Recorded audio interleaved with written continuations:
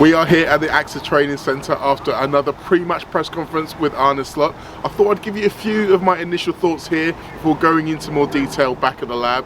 Let me know in the comments if you like it this style or if you prefer me to do all of it here or all of it there. So, the press conference itself. We saw quite a few things that are becoming a bit of a hallmark of an Arne Slot press conference. He smiled when we asked him the questions that we know he didn't really want to answer about the contract questions, and he didn't bite when I gave him the opportunity to maybe get a little dig at the Premier League around the 12:30 kickoffs. He was very keen to kind of make the focus less about the time, more about the fact that they're away games themselves. But he seemed in good spirits. He wanted to give praise to the likes of Ryan Gravenberch and Mo Salah, but also note the fact that it was their teammates who were helping them get to those high levels. On the other side with Darwin Nunez, it was him and his coaches who really need to work harder to try and find him a place within the team. So quite a few interesting tidbits, as always is the case with Arne Slot. For more details, we'll go back to the lab. He's Gainer. So here we are, back at the lab. I want to give a big shout out to my friends at LFC for the camera work, including Gainer for her little photo bomb towards the end there. But I thought I'd go into a little bit more detail of some of what Arne Slot said in that pre-match press conference. And when you've been doing them for a while now, this is only my fourth or fifth one, you start to pick up on a few little tips and you can sense certain things about the situation. And I genuinely think, particularly in comparison to his predecessor Jurgen, I think Arne Slot actually enjoys these press conferences. He enjoys being able to get his point across and to be able to converse about all things, even though a lot of the time he knows what we're going to ask, and we're now getting an idea of what he's going to say back to us. So, for example, when he was asked about Ryan Gravenberch, he paid tribute, obviously, to his talents and his confidence, and he made mention of the fact that players around his age bracket are more likely to get better and develop than players who are maybe a little bit older.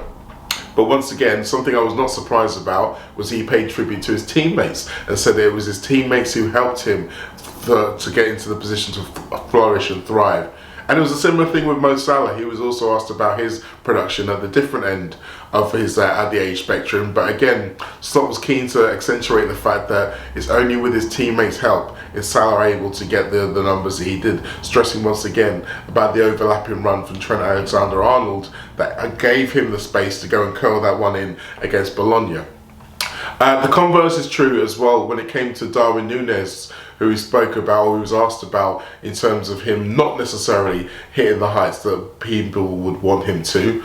Again, it fell upon partly on his teammates to help him out, partly on the coaching staff to kind of put him in better positions.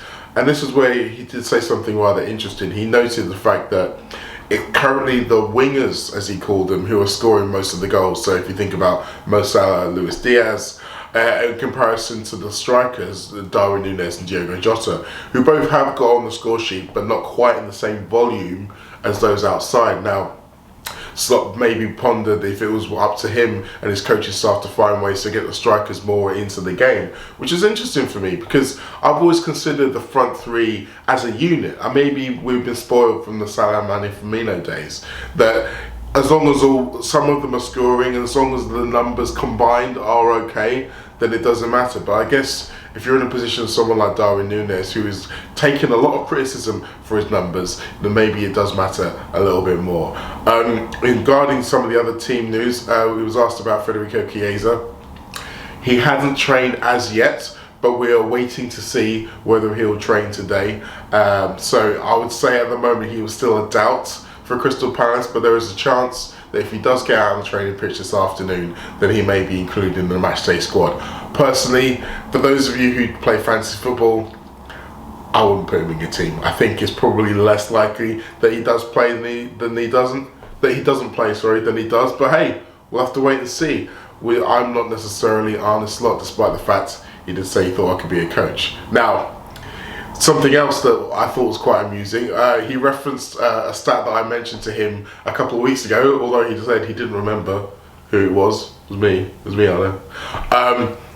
Regarding the load on the international players over the course of the upcoming international break. He referenced it again that we had more players playing full 90s twice in the last break than everybody else, twice as many. So he's going to take that into consideration when it comes to deciding how much rest or rotation the players need when they come back. But obviously, when we come back from the break, it's a highly intense period. We're playing two very good teams, two very good German teams in the Champions League in RB Leipzig and Bayer Leverkusen, and three very good Premier League teams. Well, two very good Premier League teams and Chelsea, if you ask me. So it's a very intense period, and we're going to have to wait and see exactly how Arne Slot navigates it. In comparison to the last break, he did point out the fact that we were playing on the Sunday rather than the Saturday, so it's easier for him to manage. But let's get to my question, shall we? First of all, Arne, it was me who came up with the stat about players in the international break. I can confirm it was definitely true. You mentioned earlier about the 12:30 kickoffs after playing on a Wednesday. Now, lunchtime kickoffs have been quite a debate for Liverpool for quite some years, but one thing that's not often mentioned is how often Liverpool played away from home. Another stat for you, since 2017-18, this will be the 40th 12:30 kickoff, and 30 of those have been away from home. Now, currently Premier League rules around playing lunchtime after in Europe only kind of govern playing away in the European game. Are you surprised that playing away in the subsequent league game isn't brought into consideration? In general, I think the league where I'm coming from in Holland, they are more aware, and they try to help the teams that play in Europe more than it happens over here. But to be fair to the English FA, our schedule here is so tight that it's so difficult, and I think it's also something what has to do with the people that are sitting in front of me. So for the television stations, I have the feeling I do an interview every day.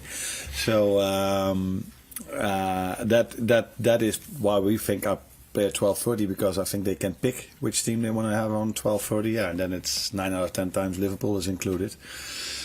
I don't think it has so much to do with the 12:30 kickoff. For me, it has to do that every away game is difficult. So I showed them last week that 10 out of 18 away games last season didn't lead to a win. So you can then argue if it's 12:30 or is it just difficult to play an away game, and we can come up with Newcastle and Forest, and there were two others where there were last second winners. So that shows you how difficult it is to play an away game, especially for us in this league. And yeah, because we play so many times then at 12:30, people talk about 12:30. I think if we have to talk about an away game, that is difficult, because if 12:30 was a difficult time to perform, then I'm a really stupid manager, because we train every day at 12 o'clock. So yeah, I don't see the idea behind it being that difficult performing at that time.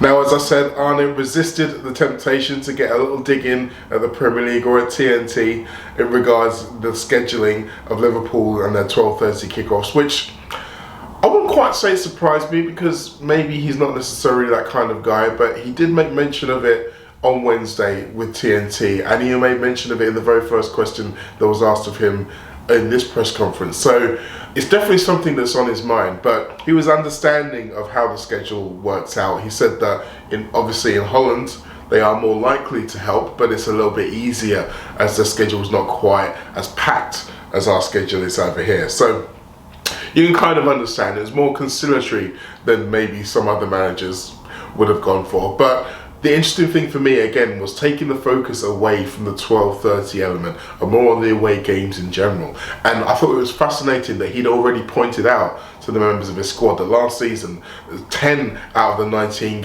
away games didn't end up in wins. So it's something that he's very keen to stress to them, and how important it is to go away from home and pick up the wins when you're trying to win all of the big trophies. And again, he stressed how difficult it is for any team to go away in the Premier League, because frankly, there is no real weak teams in the Premier League. I mean, I dare say Southampton might put that to some test. But the point again is the fact that rather than using the 12:30 kickoff as an excuse, as sometimes we felt like it happened under Jurgen Klopp, he was very keen to say, well, the 12:30 doesn't matter. I mean, he made a very nice joke regarding the training and like called himself a stupid manager if that was the case, because obviously they train at midday every day. I thought that was quite good. That was another one that got a big laugh in the room. And again, it's just his way of disarming a potentially volatile situation. It's very refreshing, and by the same token, I think it's something that he respects the questions that he's being asked, and he wants to give people a good answer. He's not necessarily always looking for the headline answer,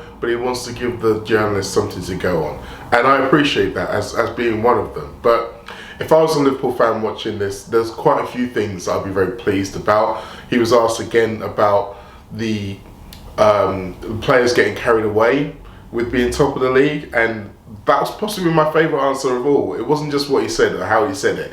His first thing he said was, "This is Liverpool," as if to say, look guys, we should be at the top of the league. That is what I'm expecting. Those are the standards that everyone in that dressing room demands.